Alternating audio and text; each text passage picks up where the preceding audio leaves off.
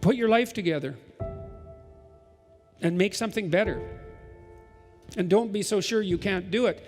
I have this program I'll tell you about very briefly because of the effects it's had that have been surprising to us because we've tested this empirically. It's called the Future Authoring Program, and it's on a site called selfauthoring.com. And it's a program that is designed to help people make a plan for their life. And it's a fairly straightforward program in some sense. I might say, well, what do you want to do with your life? And you think, oh my God, I can't answer that question. It's like, that's a big question. And so you don't know. So if you ask yourself a question that's so large you can't answer it, well, then you should ask yourself a smaller question. And so in this program, you're asked to do things. We tried to make it practical. It's like, okay, it's 3 to 5 years down the road, and you get to have what you need and want within reason, right? Assuming you're taking care of yourself within reason. Well, what might you want? How would you like your family interactions to be going? Siblings, parents? What about your intimate relationship? If you could have what you wanted and needed from that, just what would that look like, hypothetically? Your career or your job, because those aren't the same thing.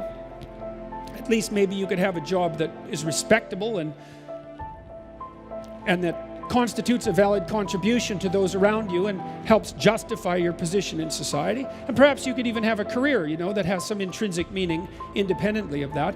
Your education, your resistance to the temptation of drugs and alcohol and the sorts of things that knock people off the track, your care for yourself mentally and physically, your use of time productively and in an engaging manner outside of work. You could have what you wanted. What would it be? Answer it. Guess if you have to. And then write for 20 minutes about what your life could be like if all of that manifested itself. And then do the reverse. Write about what your life would be like in 3 to 5 years if you let everything about you that isn't good have full sway and take you to your own little subdivision of hell. And people are pretty aware of that. Everyone knows. Everyone I've ever talked to has some real sense of how they would degenerate if they degenerated in their own particular way. Some people would become cruel. Some people would become homicidal. Some people would become alcoholic. Some people would end up on the street. Some people would drift into prostitution. People know where their weaknesses are likely to tempt them and take them. And so then you sketch out a little hell and a little heaven, and maybe you're motivated to run from the one, which is good, and to run toward the other. And so then you have a framework for your life. And then maybe you make a strategic plan. Well, we've done that now with thousands of people in Holland and in Canada, mostly university students, well, all university students in the research studies. And we found at this little college in Canada, Mohawk College, that if you brought students in the summer in their orientation and just had them do this program, which should probably take you about 5 days if you did it thoroughly, if you had them do it really badly in an hour, that decreased the probability that the men would drop out in the first semester by 50%. It was a staggering finding, and we found findings of similar magnitude across the other studies. And the reason I'm telling you this is because a lot of the reason that people don't get what they want is because they don't aim at it. There's this idea in the New Testament, if you knock, the door will open. You think, well, that's an unbelievably naively optimistic statement that no one in their right mind would possibly give any credence to. But the world is a very strange place. And it is the case that your perceptions of the world and the personality that you inhabit orients itself around your fundamental goal. You're goal-directed creatures. You look forward. We point at everything. Like we're arrows that are aimed at, we're either aimed at something or at nothing, but we have to be aimed. And if you aim at something, then the probability that something will come out of that is radically enhanced. And it might not even be what you aim at to begin with, but that's okay, because what do you know? Like, you might be aiming wrong. If you aim and then move forward, your perspective will change, and then maybe you can shift your aim, and that's fine, but at least you're moving forward. And then the future you want to create is the future that you create. And you might as well create it, because you don't have anything better to do. The other thing that's so important to realize, and this is part of the issue with regards to fragility, is you're all in on this game.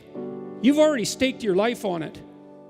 And so you, as far as I can tell, you might as well stake your life on something that you regard as worthwhile. Because you're staking your life anyways. And what's the alternative? You're going to stake your life on something you don't think is worthwhile? It's like, how is that an improvement? There's no improvement in that. And so if you want to plow a better pathway forward, then get out the plow and start working it. And that works way better than it works way better than you would think. I've often wondered, and I think it's a reasonable thing to wonder, it's like, we're not doing too bad in this world, you know, things are a lot better than they were 50 years ago, and there's a lot of reason to be optimistic, and there's reason to be pessimistic. But you know, it's not like we're all in making things better. You wonder what would happen if we were all in, just how much better we could make things. And there's something that's worth thinking about. There's something to devote yourself to. It's like, how much suffering could you rectify if that was your goal? Your own and other people's as well. And how much malevolence could you constrain? And what amount of good could you do in the world? That's a noble goal, and it's certainly something worth discovering, unless you have something better to do. And it doesn't seem to me that you do. I'm saying, look, there's problems that are out there in the world, and some of those problems bother you. They're your problems. Right? I don't know why they bother you and some other problems bother someone else, but there are problems that bother you. Those are your problems. Right? That's your call to adventure. Solve them. And see who you are. And show everyone else. This idea that you should have higher self-esteem or that you should be happy. It's like, Jesus, it's so weak. It's so pathetic. It's like, first of all, forget it. Because you're not who you should be and you don't deserve your self-esteem. And second, what good is happiness going to do you when you're unhappy? And you will be. So there's nothing in that to get you out of bed in the morning. You need an adventure, and the greater the better. And so it's like, it's back to the high seas, gentlemen. You know, out on the rolling waves where there are new continents to conquer and new things to overcome. And if you think that all the frontiers are gone, then you're not looking, because there's frontiers everywhere, and that's where you should be, right? And that'll force you to discover who you are and to bring that into the world. And that's the role of men in the 21st century. And it's like, you're a dangerous creature, and that's a good thing. And you should harness that and discipline it towards some impossible goal, one you can barely lift, and see if you can manage to struggle uphill with it. And then things will straighten themselves out. And then we won't have to ask, well, what's the role of men in the 21st century? There are terrible problems that need to be solved. Solve them. It's within our power to solve them. It's within your power to solve the problems that present themselves to you as your problems. Solve them.